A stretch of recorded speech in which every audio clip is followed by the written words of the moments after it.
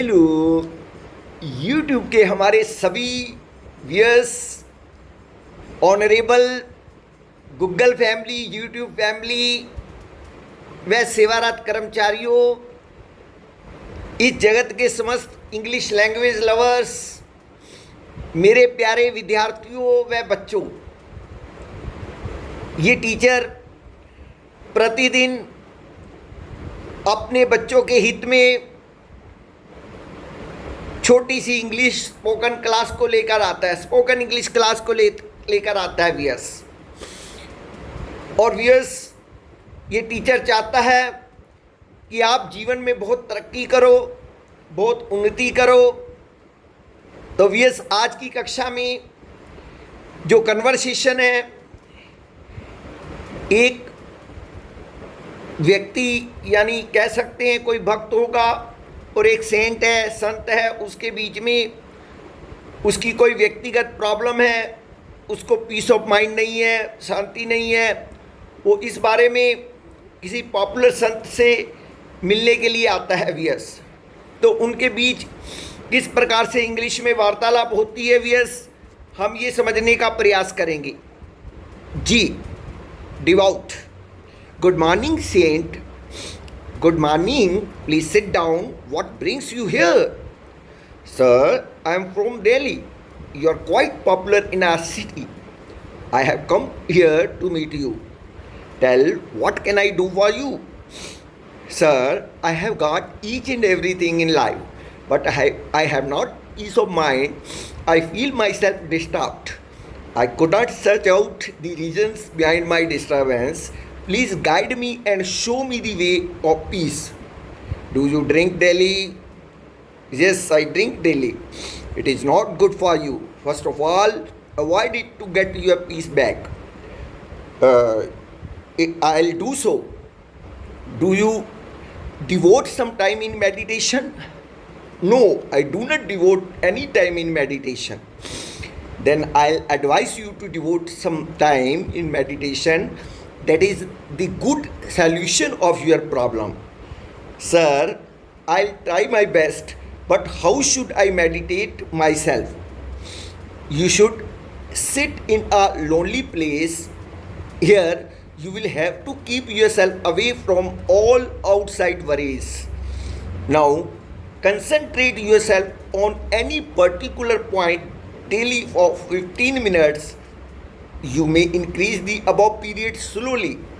By doing so, you will be habitual of the above meditation. It will help you to bring back your peace of mind. Okay, I'll do so. When should I meditate myself?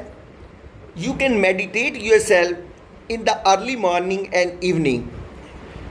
Well, I'll meditate morning 5 a.m. and evening 8 p.m. Yes, it will be better for you. When should I contact you again? You may contact me after 1 month. Okay sir, thanks. Okay, you are welcome. तो मेरे प्यारे बच्चों, ये थी conversation एक Saint के बीच में और एक डिवाउट के बीच में, यानी भक्त और संत के बीच की वार्तालाप थी जो मैंने आप जी के सामने रखी। तो व्यूअर्स, अभ्यास कीजिए और अध्ययन करते जाइए और आप एक दिन बहुत बिल्कुल परफेक्ट हो जाएंगे व्यूअर्स। तो चलते हैं व्यूअर्स इस कक्षा की सेकंड आइटम को अटेंड करने के लिए। वो है हमारी कंफ्यूजिंग वर्ड की। तो व्यूअर्स, आज का कंफ्यूजिंग वर्ड बहुत ही इजी है। इसमें मैंने प्रेपोजिशन उठाई है एक इन और इनटू।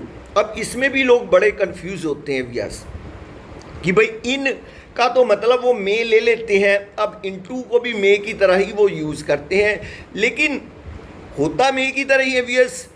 लेकिन फ़र्क क्या है इन दोनों के अंदर, ये जो है क्लियर हमारे माइंड के अंदर होना चाहिए व्यूअर्स। व्यूअर्स, इन इसका प्रयोग किसी वस्तु के भीतर स्थिरता को प्रकट करता है। मेरे प्यारे बच्चों, जैसे मैं एग्जाम्पल देता हूँ, there were 2 men in the park. अब व्यूअर्स, क्या है कि पार्क में 2 व्यक्ति बैठे हुए हैं। There is a water in glass, glass में पानी है। तो व्यस यहाँ क्या है कि पानी स्थिर अवस्था में है, गति में नहीं है। तो व्यस ऐसे में हम मे के लिए इन का प्रयोग करते हैं व्यस। लेकिन जो इनटू है इसका प्रयोग किसी वस्तु के अंदर की गति का बोध कराता है।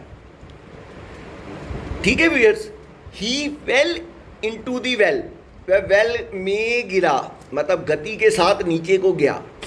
तो व्यूअर्स जब कोई चीज गति में जाती है तो उसके लिए हम इनटू का प्रयोग करते हैं, और जब वो स्थिर अवस्था में किसी चीज में रहती है तो हम उसके लिए इन का प्रयोग करते हैं।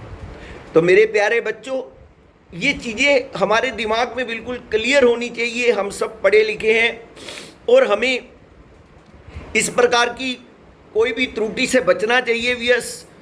तो चलते हैं व्यस आज की कक्षा की तीसरी आइटम के ऊपर, और वो डेली यूज सेंटेंसेस की है व्यस। तो इसमें फर्स्ट सेंटेंस है, इसमें जंग लगा हुआ है। इसमें जंग लगा हुआ है व्यस। कई बार हम इस तरह से बोल देते हैं, कोई आइटम देखते हैं, क्या होता है बरसात के दिनों के अंदर गीली हो गई और हवा लगने से क्या होता है कि उसको जंग लग जाता है। तो हम कहते हैं it's rusted, RUSTED, it's rusted. तो व्यस हम इस प्रकार से कहते हैं इसमें जंग लगा हुआ है। नेक्स्ट सेंटेंस है, उन्हें मेरा प्रणाम लिख देना या देना, ऐसे कह सकते हो। Convey my regards to him, convey my regards to him. तो व्यस जब हम किसी को, थर्ड पर्सन्स को अपना सम्मान भेजना चाहते हैं किसी के थ्रू, तो जो हमारे सामने होता है उसको हम कहते हैं convey my regards to him और हर। तो इस प्रकार से व्यस हम कह सकते हैं, किसी को भेजकर उसे बुलाओ। अब देखिए व्यस, हम जब किसी को भेजते हैं किसी को बुलाने के लिए, तो हम कहते हैं send for him, send for him. तो हम इस सेंटेंस का प्रयोग करते हैं वियर। तो अगला सेंटेंस है वियर, आशा है तुम पत्र लिखोगे, आशा है तुम पत्र लिखोगे। Hope to hear from you, hope to hear from you. तो वियर हम इस प्रकार से बोलेंगे। नेक्स्ट है, काम के समय काम करो और खेल के समय खेलो। Work while you work, play while you play, work while you work and play while you play. तो जनरली व्यस हम छोटे छोटे बच्चों को हम ऐसा बोल देते हैं कि भाई देखो सभी काम जीवन के अंदर करने चाहिए, खेलने का काम भी करना चाहिए, पढ़ने का काम भी करना चाहिए, लेकिन हर चीज़ का एक समय निश्चित होना चाहिए कि आपने किस समय पर खेलना है और किस समय पर पढ़ना है। तो उस समय बच्चों को समझाने के लिए हम कहते हैं work while you work and play while you play. Next sentence है, आशा है तुम पत्र लिखोगे, आशा है तुम पत्र लिखोगे। Hope to hear from you, hope to hear from you. तो व्यस इस प्रकार से ये आज के डेली यूज 5 सेंटेंसेस थे जो मैंने आप जी के सामने रखे। आप लोग इसकी स्टडी कीजिए, अध्ययन कीजिए और जीवन पथ पर आगे बढ़ते चले जाइए। इन्हीं गुड विशेष के साथ दिनेश कुल्लर आपका टीचर आपसे विदा चाहेगा। कल फिर आपको मिलता हूँ एक नए लेसन के साथ, तब तक इजाज़त चाहूँगा। नमस्कार, नमस्कार, नमस्कार।